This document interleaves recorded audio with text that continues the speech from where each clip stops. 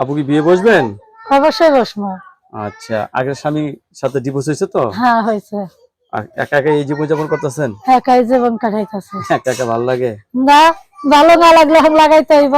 স্বামীর কথা মনে পড়ে না? মনে করলে কেমন হিরণ থেকে গাঁদা খকদের সাথে আর কি আবার সম্পর্ক। দুষ্ট গরু থেকে শূন্য গোল অনেক ভালো। হ্যাঁ, আমি এখন আপনি একা ভালো আছেন। একাই ভালো আছে। যাই হোক, আপনি বিয়ে করতে চাচ্ছেন না? হুম। দর্শক, এই আপুর কথাগুলো শুনলেন। আপু কিন্তু বিয়ে করতে চাচ্ছে। ছেলে যেই বয়সের হোক, আপুর তরফ থেকে কোনো ধরনের সমস্যা নেই। সমস্যা আছে? না, কোনো সমস্যা নেই। এমনি কি কাজ করেন আপনি? ওই মানুষের বাসায় কাজ করি। এই দিয়ে সংসার চলে নাকি?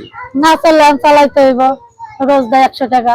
স্বামী নিয়ে থাকতে ভালো লাগে, কিন্তু স্বামী যদি খারাপ হয় তাহলে আর ভালো লাগে না। ভালো লাগে না।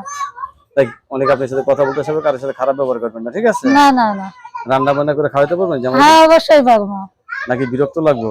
না, বেরোতে লাগবো কে, গান দেখাইতে আবার বেরোতে লাগে। আচ্ছা, দর্শক আপুর সাথে কথা বলতে পারবেন। আপনার কাছে ধন্যবাদ আমার চ্যানেলে সময় দেওয়ার জন্য।